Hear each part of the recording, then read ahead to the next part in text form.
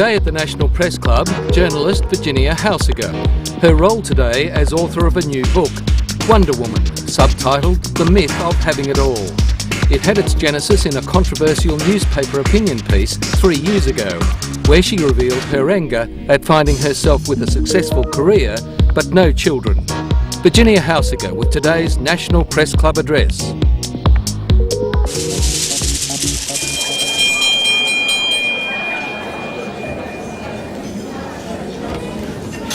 Ladies and gentlemen, welcome to today's National Press Club Telstra address, and we're particularly pleased to welcome our guests, Virginia Hausiger and Julie Gillard.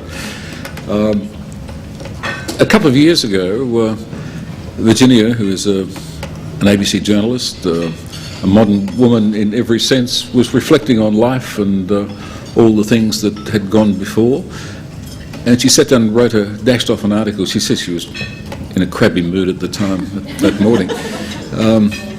But the article was published in The Age and subsequently attracted such an enormous response that she reflected further, and that's led to the production of this book, which is going to be launched today by Julie Gillard, the Shadow Minister for Health, and she will then ask Virginia to talk about the book and all that led up to it. Please welcome them both.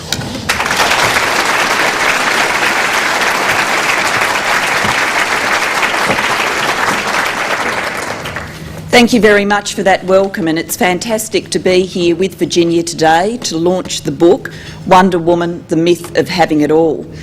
And I've said to Virginia privately, and now I'm going to say it publicly, I've marvelled at her courage in writing this book, and particularly the honesty with which she records her life's experiences. And when I told Virginia that, she said, "You're making me very nervous," by saying the word courage, because she obviously feared it was being used in the Yes Minister sense. And on the ABC, of course, we remember Yes Minister. But I didn't mean it in the Yes Minister sense. I meant it in the sense of true courage, not foolhardiness. And I think many women who read this book are going to thank her for that courage and that honesty. And whilst bravery is obviously one of Virginia's traits, I hadn't realised until the last 10 days that she's actually a powerful clairvoyant as well. Because you must have one very powerful crystal ball to have managed to organise this book launch, which was clearly months of work in the doing, actually in the middle of a national debate about women's role and women's choices, sparked by the Howard government cutbacks to Medicare funding for IVF. And of course, behind the debate, behind the meanness of the cutback, behind the debate about the dodgy figures used to justify it, behind Tony Abbott's description of IVF treatment as non-essential, lies a set of preconceptions about women's lives and women's choices. Or perhaps I should more accurately say what lies behind is an arrogant and ill-informed set of assumptions about women's lives and women's so-called choices. Indeed, women, their bodies and their babies have become a theme of federal budgets, and I'm going to quote from Virginia's book about last year's budget, where she says, and I quote, "What was supposed to be an election year budget was quickly dubbed the erection budget." Wearing the smirk of a private schoolboy telling a dirty story after a swig of his first UDL, Treasurer Peter Costello told the assembled media to go forth and procreate. In other words, go and get, and then there appears a word that one can't use on ABC television during the daytime, and I think Rove McManus found to his cost you can't even use a variation of it on commercial TV at 11:50 at night, but I'm sure you've got the idea. Virginia continues. "Go home and do your patriotic duty tonight," Treasurer Costello told the dozens of reporters before him. The message was unambiguous. The country needs your babies. That, of course, was last year's budget. And what do we find? Here we are, 1 year and another budget later, and now Treasurer Costello and Minister Abbott, and indeed the Prime Minister, aren't just saying, "Get on with it, girls." Now they're saying, "Get on with it, girls, and get on with it early and save our budget some money." And in making these statements, Peter and Tony and John, no women's names there, Peter, Tony and John, don't seem to get the pretty simple concept that many women need access to IVF for infertility issues that have nothing to do with age. The assumption is if you are infertile, you have waited too long and it's your fault and you can pay for it. But whatever the reason for infertility, whether age has played a part or not, should we really expect to be forced to put up with 3 men pointing the finger of blame at Australian women for not having their children early enough? And should we really expect to put up with this finger pointing when it's perfectly clear that Peter, Tony and John haven't spent one moment of their precious time thinking about why the girls don't get on with it earlier, or perhaps don't get on with it at all? So today I'm laying out a challenge for Treasurer Costello and for Minister Abbott, both fathers of 3 children. Peter, try and imagine you were born Petra and ask yourself the question, could you have been Petra, the mother of 3 children, and pursued a career that at this point in your life had you poised for a final struggle to be Prime Minister? Tony, imagine being Antoinette and ask yourself the question, could you be the mother of 3 and have led the same life, obviously swapping the time in the seminary for some time in the convent? And I won't ask you to imagine the Prime Minister as a woman, not because I think he's any less culpable in the IVF decision than the others, but because there are some places the human imagination shouldn't be forced to run to.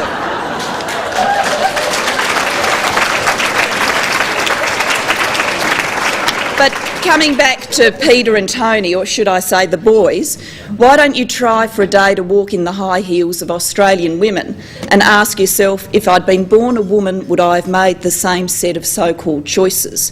Would I have married? Would I have had children? Would I have had the same number of children? And particularly, would I have had the same number of children if doing so meant the difference between having a shot at being Prime Minister and not ever having that shot? If it meant the difference between having a career that you wanted and were capable of doing, or holding a lower status, lower paid, lower profile, less interesting and less fulfilling job. And I say to these boys, take a walk in those high heels. Or if, as I suspect, that is just way too Alexander Downer for them, then I'm suggesting that they do something easier and read Virginia's book. In Wonder Woman, women with humour and insight recount the struggle of trying to have it all, of women who thought, not unreasonably, that if men could have uninterrupted glittering careers and be fathers, then they could do the same and be mothers. It also recounts the choices made by some women who realised that they couldn't do everything and they had to choose between. And it recounts the experiences of women who made choices only to spend much time wondering about the other life not lived. Would it have been better or would it have been worse if they'd made different choices? And it recounts through Virginia's own experiences the pain that can be felt by women who made a creeping non-choice, who delayed childbearing until they were ready for it, only to find that when they were ready for it, their bodies were not. Wonder Woman could be seen as a lament, and in many ways it gives us permission to lament what is so wrong and constrained still about women's so-called choices. But more than that, it is an important contribution to the debate about what lies beyond feminism's second wave and the impact of the gender revolution. The gender revolution cannot be undone despite the best efforts of some Howard government ministers. The only choice is to go forward and to carve out more change. And to do that, we need to look at how women's lives are and to work out what it is that would make those lives full of real choice, not imagined choice. Virginia's book, by cataloguing what has shaped the lives of women of today, rightly aims to provoke a vigorous debate on that question, on real choice and the rather unsatisfactory trade-offs and non-choices that women face now. Virginia, congratulations on this book. I'm going to boost sales by personally buying 2 today and sending 1 to Peter and 1 to Tony. And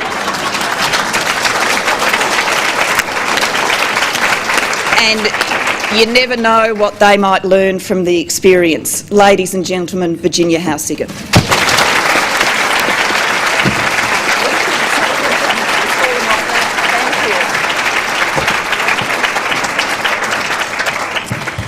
Thank you very much, Julia. You know, for a weirdo, she's not that bad, is she? But she is weird. One of her own colleagues even thinks so. He, and we can assume it was a he, told a journalist not long after Mark Latham bowed out of the Labor leadership that you, the electorate, wouldn't accept a politician like Gillard as federal leader of the Labor Party. Why? Well, for a start, she's a woman. Now, in Australia, that rules her out of key political leadership. But worse, she's single and childless. How weird is that? What's more, her kitchen's empty. Not a bit of bread, butter or rotting banana in sight. Now, we all know that a spouse, a brood of kids and even an oven full of home-baked meat pies are necessary prerequisites for political leadership in this country, don't we? When the gender dogs began barking in January of this year, after Julia Gillard was photographed in her empty kitchen, I, no doubt along with many women, was gobsmacked by the overt and shameless patriarchy at play. Like Gillard, I too am childless, although not single. And like Gillard, until my partner Mark came along with his Italian pastas and loads of dirty dishes, my kitchen too used to always be empty. In fact, I never had fruit in my fruit bowl. Friends visiting always knew they had to bring their own food parcels. But unlike Gillard, I'm not ambivalent about being childless, nor am I disinclined to discuss it. I discuss it all right, and boys, that got me in trouble. Apart from being called everything from a perverse, petulant brat for lamenting my childless state, it's been politely suggested that it would be best if I shut up and stop whinging. Funny, isn't it, how a man's complaint is an argument and a woman's complaint is a whinge? But at the core of this issue, childlessness has emerged as a perplexing subject of taboo. But you know what? We all better get relaxed and comfortable talking about it because there's a lot of it around.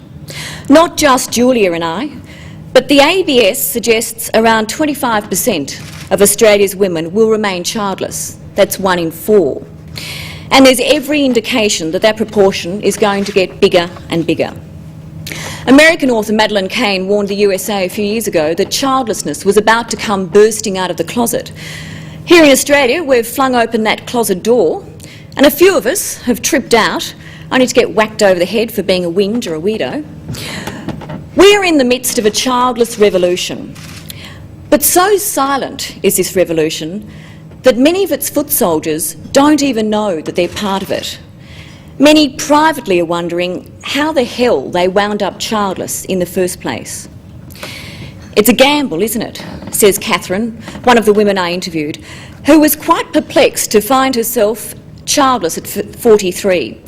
After years of studying, working and racing forward, when she finally stopped to focus on having a family, it was too late. The baby had bolted.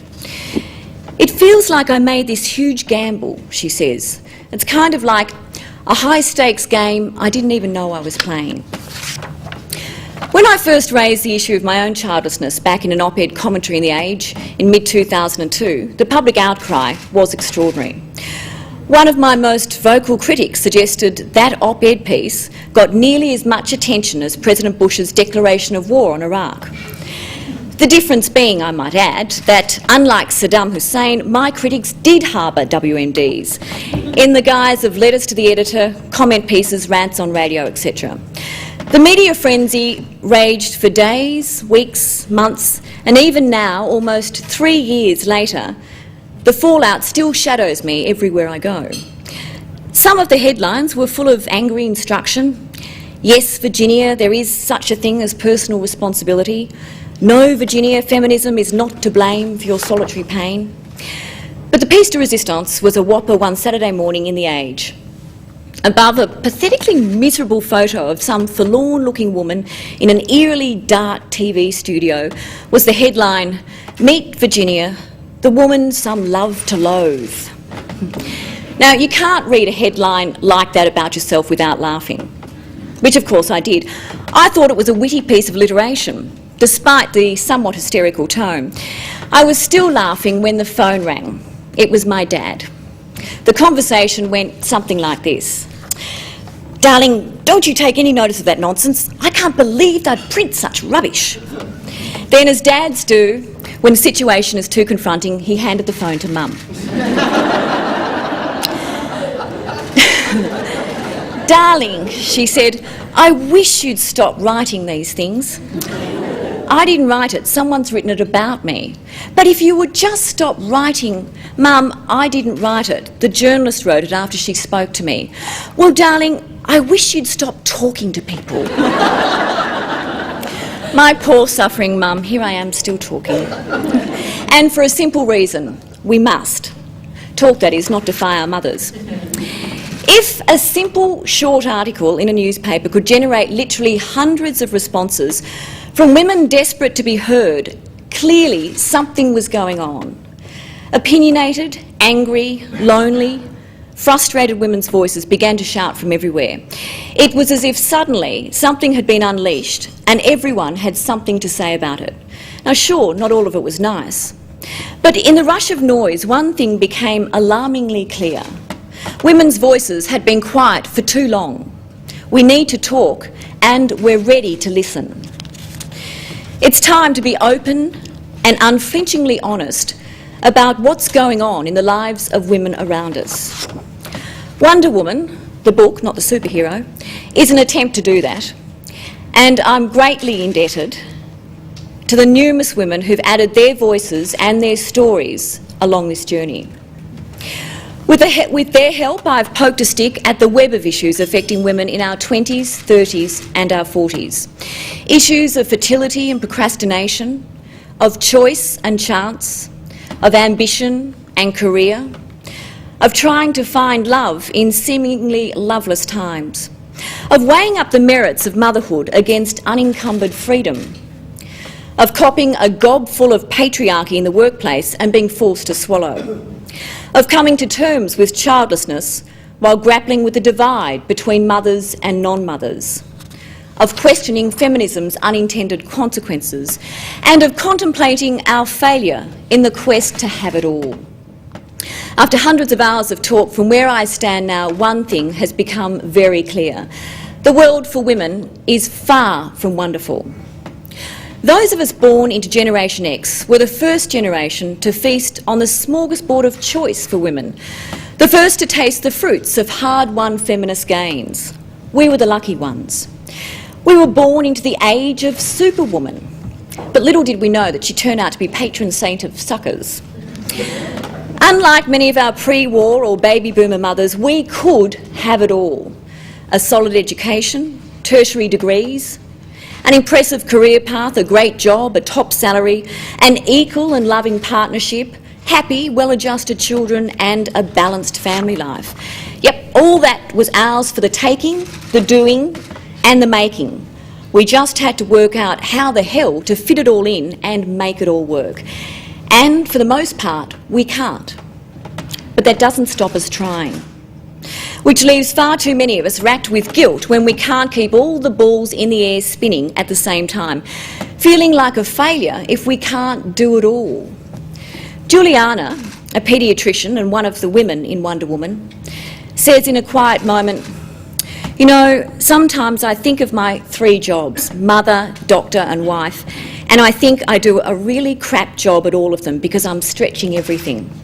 Juliana says guilt is her middle name.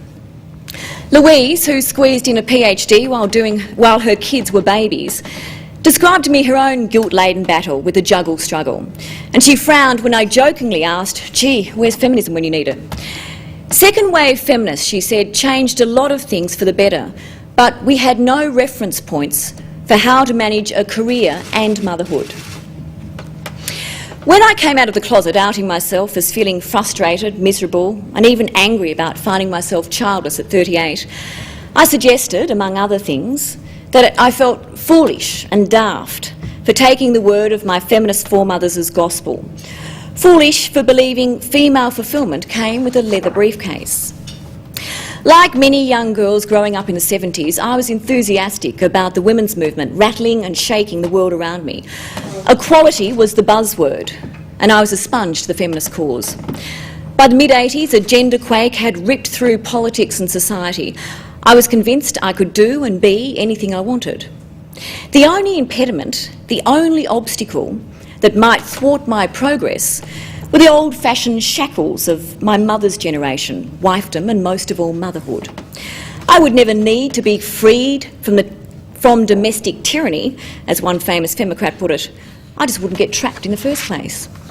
Which perhaps goes some way towards explaining why I spent my teens, my 20s and my early 30s steadfastly believing I didn't want children. I didn't listen to messages about the biological clock because motherhood was never going to be my gig. Until late in my 30s, everything changed. The desire to have a child can be ferocious and even send a perfectly sane woman quite off balance. When such a woman finds she may have left her run too late and her fertility bits are old and buggered, that ferocity of thwarted desire can turn into either a deep and private sadness, or it can turn into a mad woman temporarily let loose, and that was me for a while. So why did some fellow feminist commentators suggest I was driving a stake into the heart of the sisterhood by suggesting feminism has something to answer for when it comes to childlessness among women of my generation? Why? Well, firstly, applying contemporary scrutiny to a dearly held and long-loved ideology makes us all uncomfortable. Secondly, my sister's anger simply missed the point. This is not about blame. Of course I accept full responsibility for all the conscious, unconscious and even the semi-conscious choices I've made. But Anne-Marie, I blame you for many of those and too much Chardonnay. I would have thought publicly admitting that you feel like you've cocked things up is, well, an admission of responsibility. But of much more value than blame or mea culpa is ripping into the pain, the loss and the sense of disillusionment to ask why. Why did I make these choices or non-choices? From where did I take my cues? Key to the emancipation of women is economic independence, and there is no question about that. But even my critics acknowledge feminism does have something to answer for. One of those critics, who's referred to me in her recent book as a brainless puppet and a mindless drone, and I'm sure she meant it in the nicest possible way. Even she says, and I quote, "It's true that feminists urged all women to shed their domestic shackles and seek fulfilment and financial independence outside the home."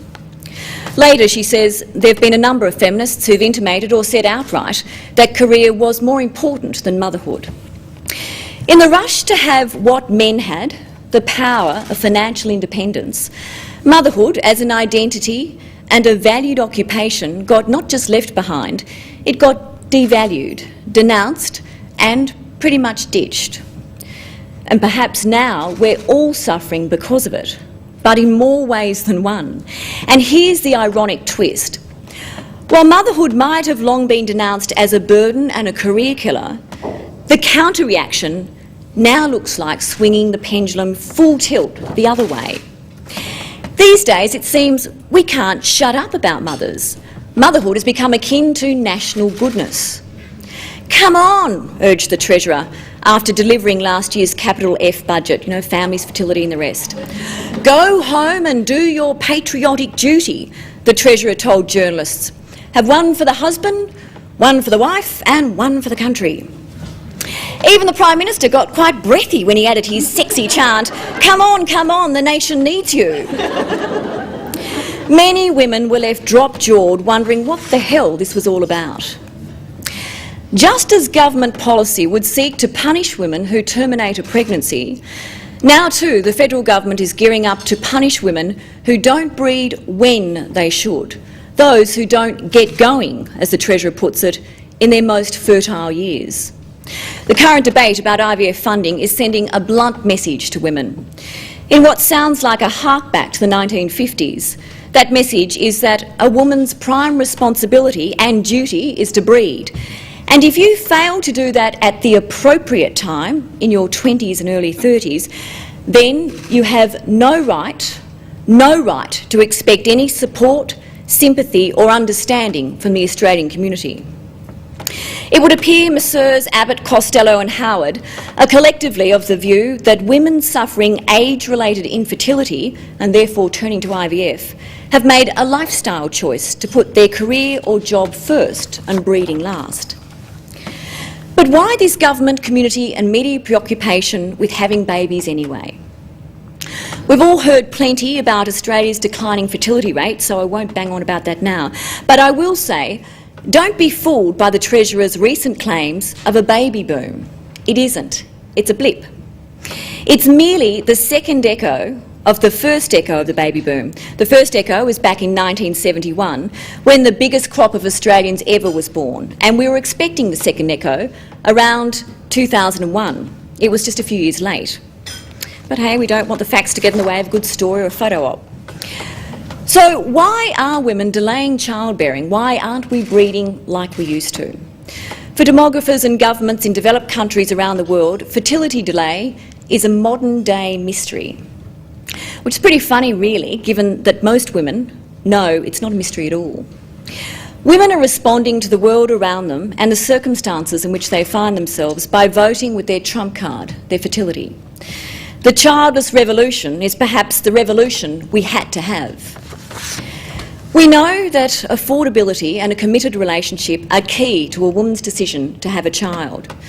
We also know that the workplace, in which most fertile women spend most of their time, also works as a long-lasting prophylactic.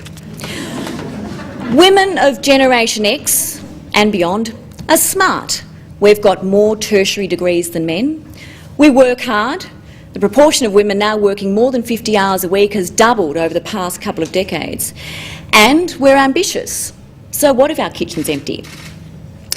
But many of us have worked out the best way, and some might say the only way, to succeed in the world of work is to morph into men. Despite women winning a number of tangible rights, the world we live in is still organised and structured to suit men. Professor Marion Lake says she finds it astonishing that women still accept that our workplace functions around male rhythms and hours that assume the worker is independent, autonomous and free from domestic responsibility. Back in 2002, in a newspaper article that kick-started my anger and this journey, Malcolm Turnbull wrote, "There is compelling evidence that while women are increasingly accepted into responsible and well-paid jobs, their acceptance is often, albeit tacitly, on the condition that they don't have children."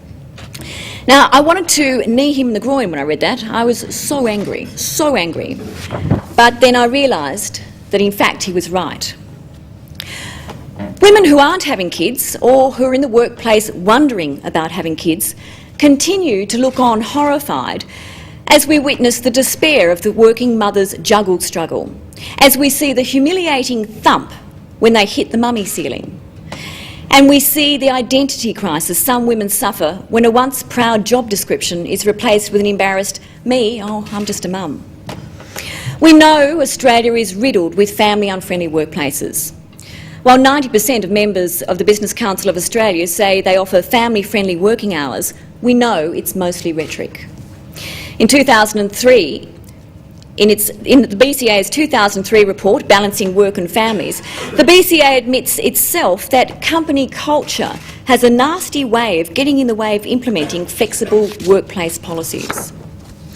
We also know that even in households where both partners work full-time, women still do 65% of the domestic work. Most importantly, we know that a woman needs a bloke on a jolly good income in order to be able to afford the luxury of not working while she's raising a family. Viewed at a distance, we also know that the horror of all this is encouraging a growing number of women to choose childlessness. So then, what do we do about these childless revolutionaries? Will this growing army of childless women cause a problem? Quite possibly.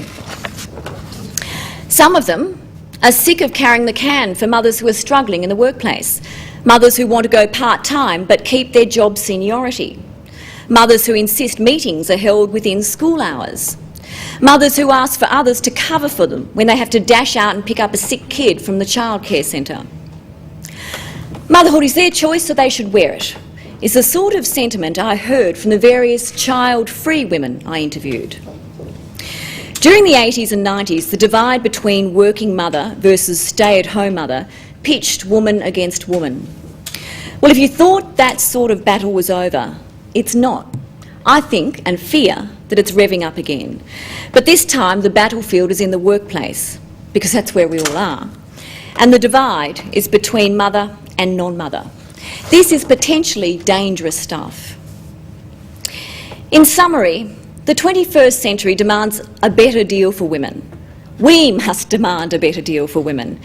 And rather than slog it out against one another, a new generosity of spirit is required here. This is not about backlash. This is not a call to turn back the clock. It's a call for honest dialogue, and that takes courage. A few journalists have become really irritated with me when they ask, so what's the solution? When I open with a soliloquy about dialogue, I'm cut off. It seems what everyone wants is fire, fury and a few one-liners, not a bloody discourse. But as the woman behind Wonder Woman, the book, not the superhero, I'm still wondering. Sure, it would be lovely to have the solutions, but these are complex and deeply entrenched problems. One woman even barked at me, but they're old issues, Virginia. Some are, but they remain unresolved issues. We can't have solutions until we're first honest and upfront about the problems. And perhaps the best starting point is the ludicrous suggestion that we can have it all. It's bollocks, it's crap, and I believe we all know that. Thank you.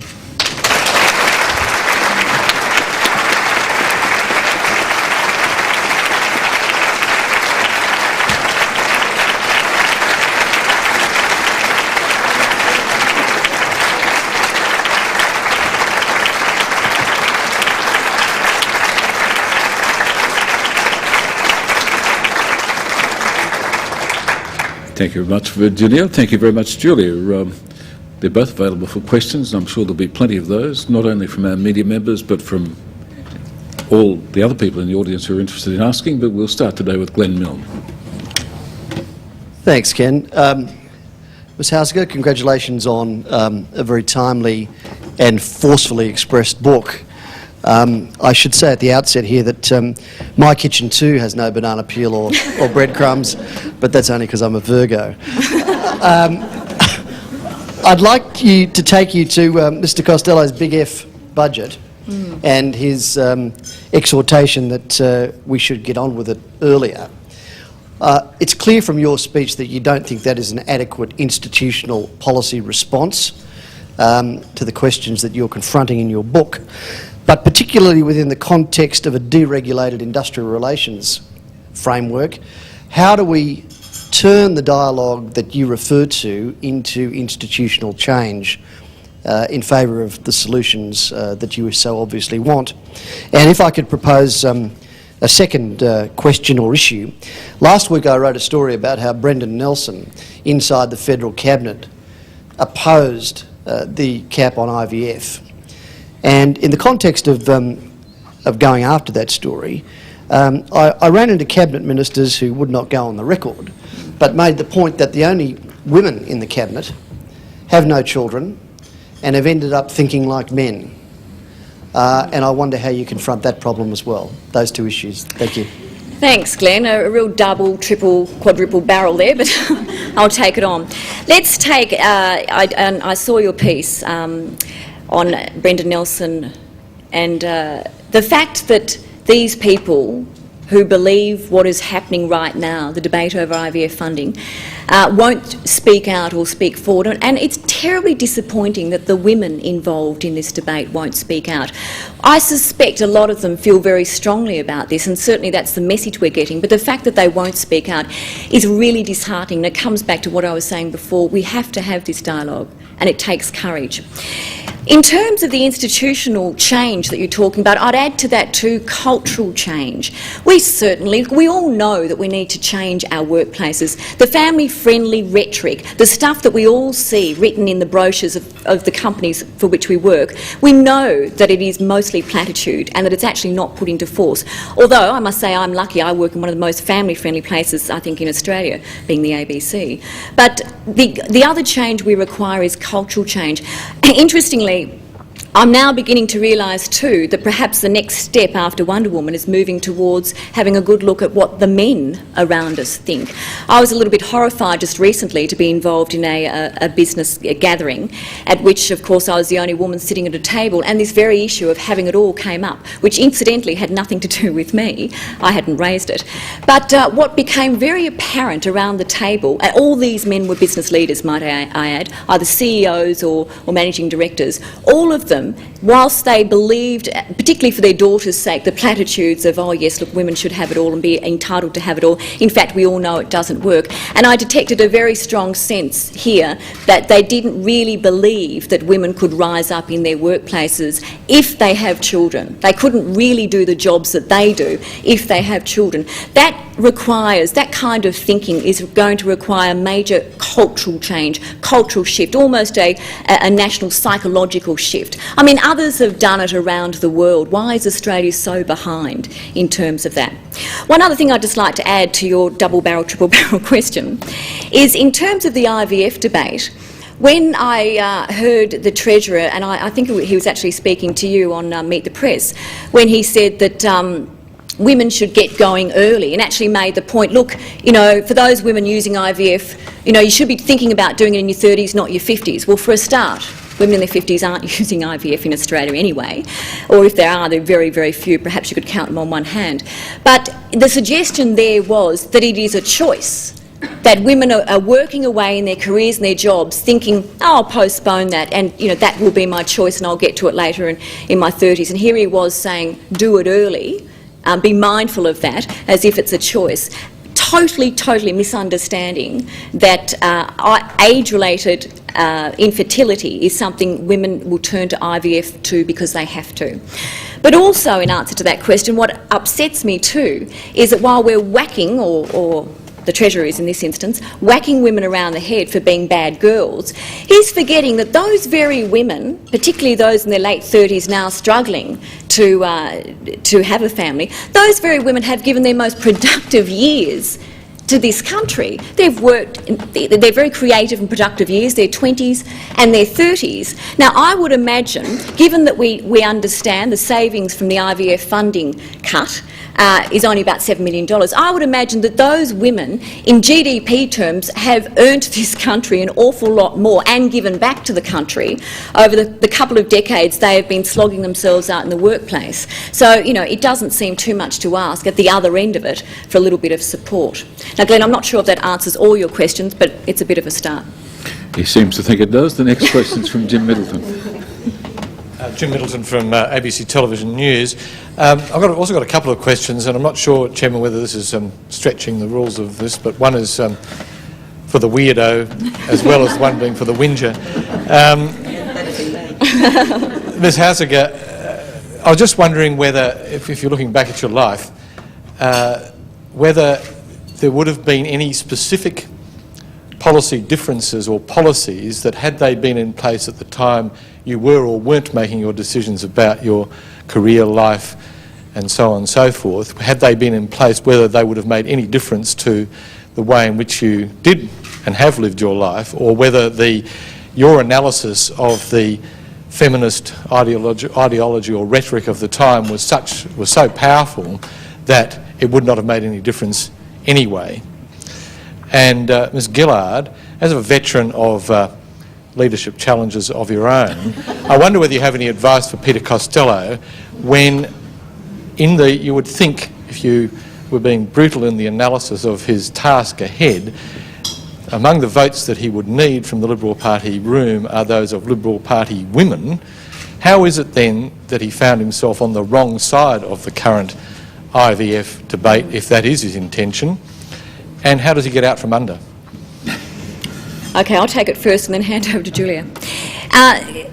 Jim, I think that's a really good question, and I think actually you've pointed to something where I have to be honest and say probably a little bit of both. Had there been different rules in place, would I have still, because I felt so fierce, and as I said, I was a sponge for the feminist cause, I honestly believed that things like having a family, a marriage to an extent, but certainly having a family would get in my way.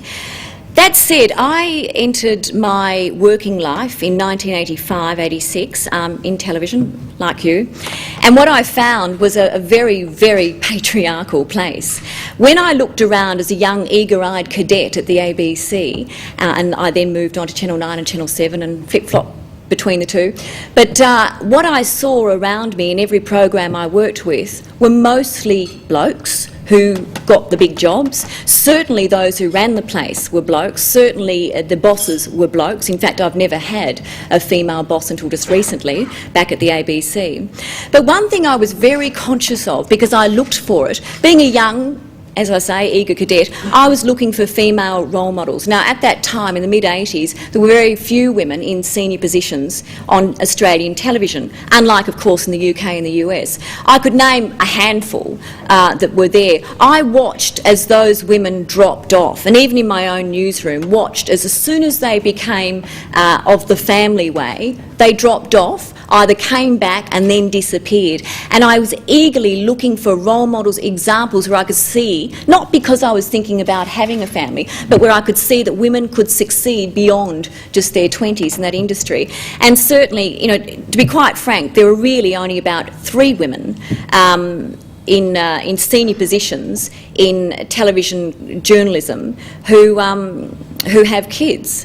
And even though those, I know, you know, do a lot of the juggle struggle thing. So I was made very aware of that as I was going through. And even, look, I might add, and I've spoken about this in the book, once when I was sitting in front of a very well-known commercial television executive, effectively being interviewed for a job but in a very casual kind of way, he made the point to me that the thing that was really pissing him off was he kept employing all these Sheilas and then they'd bugger off and have kids. Now, he put that to me quite clearly as a test, and I knew it was a test, and so I did what I knew I needed to do to get the job. I batted that off and said, oh, I can't understand why they're doing that. I mean, why would you, you know? And then said, you know, probably said a few negative things about motherhood, and I knew that that would secure in his mind that I wasn't that way inclined. I really hope that for young women coming through a similar kind of stream, they don't encounter anything like that now. I'm not entirely confident that they don't. And you're shaking your head. Yes, I think you're probably right. They probably still do. But I mean, that also is the sort of thing we need to change. Yes, we have rules about these things. It is now unlawful to discriminate in that way, but we know that it still happens in this subvert kind of way. Now I'll throw over to Julia. For the Peter Costello question. Jim, I don't think I would describe myself as a veteran of leadership challenges, but you don't consider aspiring to lead a political party because you want to change the name on the door or want to change the bottom of your business cards.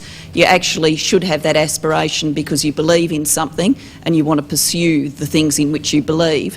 When I made my decision earlier this year, I think one of the things I wanted to do was to say these are the things in which I believe, and whatever position I hold, I'll continue to strive for. I think the essential problem for Peter Costello is I've got no idea what it is he believes in, and I suspect he doesn't either. And his political pitch for the leadership, it seems to me, is no more than I've worked hard and it's my turn. Well, if he wants to be leader, then I think he's got to be out there in the Australian community saying this is the kind of Liberal I am. And I still expect I'm not going to agree with him, but I think that there probably is a brand of small L liberalism in this community that hasn't been politically represented for a long period now, that Peter Costello as a more modern man could appeal to, but he doesn't seem to have it in him to do it, and to be out there fronting this IVF decision for the government, and he has, even though he's dismissed a theological objection to IVF, he's given a backhander to Abbott. Abbott's the one with the theological objection. He's just got a bean counters objection. He should understand that that's not going to resonate with people. It's not a vision for the country. I mean, if he's always wandering around saying demography is destiny, then how does this, square up with even believing that, let alone believing something modern about the rights of women to appropriate medical assistance when they need it. Thank you both. The next question is from Alison Rain. Hi, Alison Wren from the Daily Telegraph newspaper. Virginia, this question's to you, and then I have one to you as well, Julia. Virginia, last night Prime Minister John Howard made a speech in which he said a strong family is the single most important building block of our social stability. Are childless families, Virginia, socially unstable? And to you, Julia, do you wish you had done anything differently? Thanks, Alison. Are childless families socially unstable? Well, we know the answer to that. Of course not. Of course not. Look, at the moment, Australia has more households with couples without children than couples with children. And as George Megalogenis has said in his book Fault Lines, the childless couple is now the mainstream. Does that then mean that we are developing an element of social instability? Well, absolutely, of course not. What it means is that the face of our society and our community is changing, and I'm very concerned that we don't reflect that change. I mean, it's interesting, particularly, and I'll be watching very closely with next week's budget, when a budget is released or when new policy is released, regardless of what it is, it's always pitched in terms of how it affects the mums and the dads and how it affects families. The same with talk about interest rates, how it affects families. Now, that's fine, and we need that information, but we need to look broader than that because our society, our community is changing. The longer we go not reflecting that, the more these various groups will feel marginalised, when in fact they are very big groups.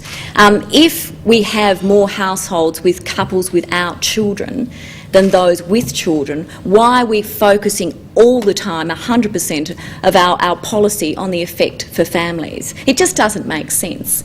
And also, the changing face of our community is something that is a strengthening thing, not a weakening thing. The diversity is a strengthening thing. We do need to reflect that, and we just need to be more sophisticated about it too. Julia Gillard. And in answer to that very leading question, you don't get to 43 without having things in your life that you regret, stupid things you've done, hurtful things you've done. But in my business, what you do is you don't confess them, and you wait until you wait until Glenn ferrets them out. And you wake up on Sunday and get out your Sunday Herald Sun, and you're really not very happy with the front page. That's the way my life works. But on the central question about do I regret the decision not to have children, no, I don't regret that decision. I think I would have made that decision if my life had taken a series of other paths. But so I'm not in the same position Virginia is, and when you read the book there are women who explore that decision about choosing or not choosing to have children from a variety of angles, but I'm comfortable in my skin with that choice, and everything else you'll have to investigate. We have a question in a moment from Amber Bevis from Waroni, but could I remind you again in the audience that if you would like to ask a question, would you indicate your interest to my friend over there in the spacesuit, and she'll get a microphone to you. Amber. Just speaking from Waroni, the ANU student paper, in your book Wonder Woman, you query why it is that so many women in public positions, when they're speaking in public, they don't get political. Obviously not today, thank God. And you also use the example of Kirsten, a 31-year-old lawyer who'd opted out from having children. And you described, I quote, her lack of patience for female colleagues who try to have it all and expect some sisterhood support. What I'm interested in is what you think is responsible for this hesitancy to engage with feminism or gender politics, A, in the public arena, but B, within the workplace. So, for example, why do you think it is that it's so rare to see women who are established in their careers actually mentoring younger women who haven't yet made their so-called decisions? Yeah, look, it's a great question, and going back to the early part of that, why it is that women in powerful positions can be, particularly when they speak publicly, can be so reluctant to talk about the choices they've made, and not necessarily the mistakes they've made, but the choices they've made. That came up because I was sitting in this very room actually listening to the wonderful Kate Adie, the BBC chief correspondent, who was giving an address here in 2004. And she was asked this question about choices and the choices she'd made. Not by me, might I add, but I knew that she was childless. And the journalist who asked the question was quite persistent, and Kate got very uncomfortable with that. She handled it brilliantly, but got very uncomfortable to the point where she finally said, look, you know, who knows, I didn't make any choices, life just comes along, opportunities come along, and basically you roll with them. And that was that. I felt then it was very interesting that she was so honest and so frank about saying, oh, I don't know, don't ask me. But I also thought it was a little bit disappointing that she could clearly see where the question was going. This young journalist asking her about choices and decisions wanted a little bit of, in a funny old way, a bit of advice here, a bit of something, a bit of wisdom that would give her a bit of heart, and Kate wouldn't get involved in that. Look, I had my own experience of that too once when I was interviewing Helen Mirren on a film set in Manchester, and Helen Mirren, as you might know, the brilliant actress, at the time had just been playing in Prime Suspect, which was playing here in Australia, and she was that senior detective who was very ballsy and gutsy. And so in my interview I wanted to talk to her about these sorts of characters and how it was that she comes to play these characters. And she got so cross with me, she said she wasn't tough, she wasn't ballsy, she didn't have courage, she was a shadow of a woman. And in the end actually terminated the interview. She didn't want to go down that path of anything that might somehow brand her a feminist or someone who would talk about gender politics, which I thought was a great shame. And she's an actress and it's not necessarily her gig, and that's fine too. But I do find it very disappointing that women shy away from this. I've interviewed a number of women in leading positions in business, and I find it time after time again they'll tell you that there's really nothing to discuss when it comes to gender politics, that's all over. Well, I think that goes back to what I said earlier. It's that idea of, you know, the best way to work the system is to morph into men. There's a question right down the back. Hello everyone, my name's Elizabeth. Congratulations, Virginia. And I noted that you said that the projected numbers of childless women will be 1 in 4, which happens to coincide with the projected numbers of women with depression. Do you think that there's a link? I'm very glad you asked that question, because the absolute clean and straight answer is absolutely not, I don't. It's really important to understand that whilst we have 25% of Australian women remaining childless, some of those are very happy about it. Now, there is a degree of debate about how many, whether it's 7% or 9%, 10%, and a study done here at ANU by one of the women I do interview in the book she found about 10% of women she interviewed who were childless said they actually were happy to be childless, they'd chosen that. In America, there are various studies that have been published that suggest about 14%. But it is important to understand, just because women are childless, it doesn't mean we need to pathologise childlessness as it's some kind of illness or disease. It's not.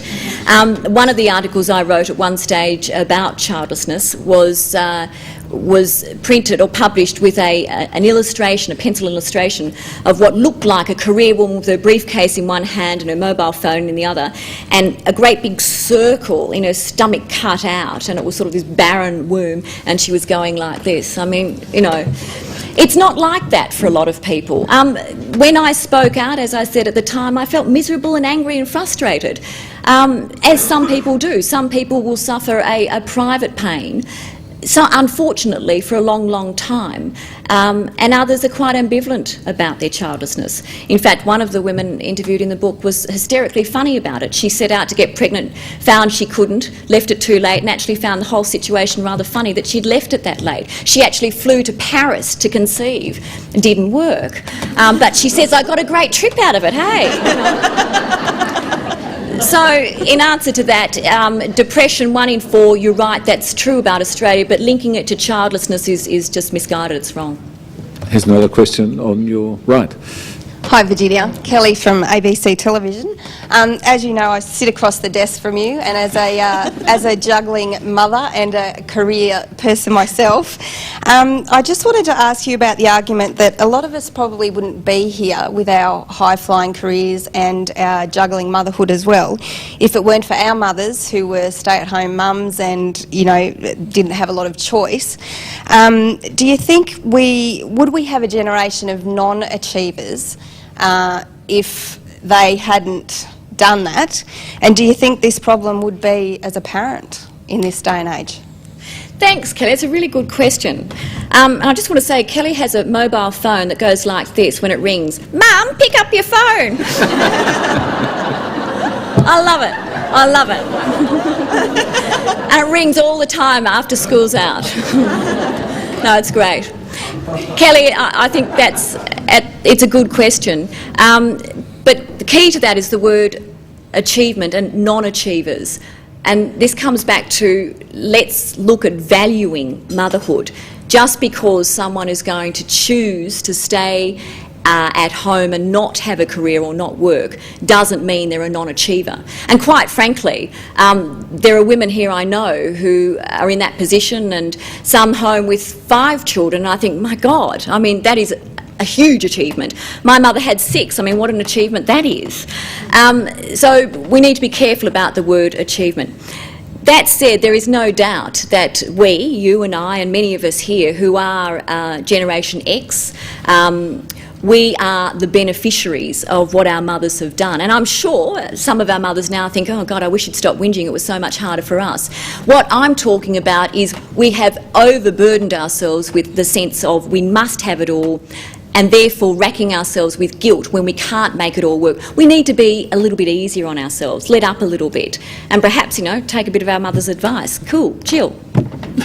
Thank you very much, Virginia.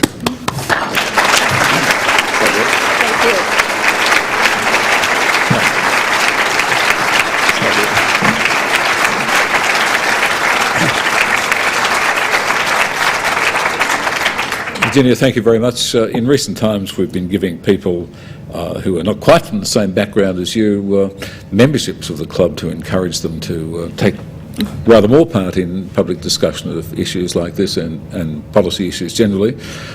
You being an ABC journalist and so many of the ABC journalists being members, we won't do that, we'll just give you a standard trophy, but thank you very much. Thank you very much, Julia Gillard. Thank you very much. Thank you.